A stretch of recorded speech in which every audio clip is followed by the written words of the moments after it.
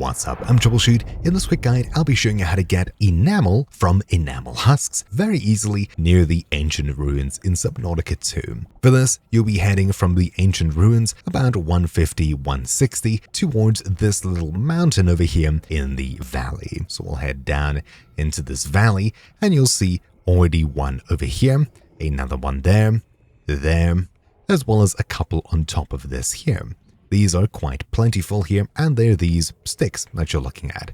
What you'll do is use your scanner to collect Enamel Husk first, and then we can use the sonic blaster to just blast straight through this, and each one should give us 2 to 3 of these. While you'll find it up here on this pillar, there's 2 more locations back here, as well as along the side of this, there's more that appear all around this hill. However, I haven't found much of this elsewhere in the world. It seems to be mostly centered around this here. So one there, another one over here, etc. There's quite a few of these. So you're able to very easily collect everything you need from this one particular location. But yeah, that's basically it. Hopefully you found this video useful. Thank you for watching.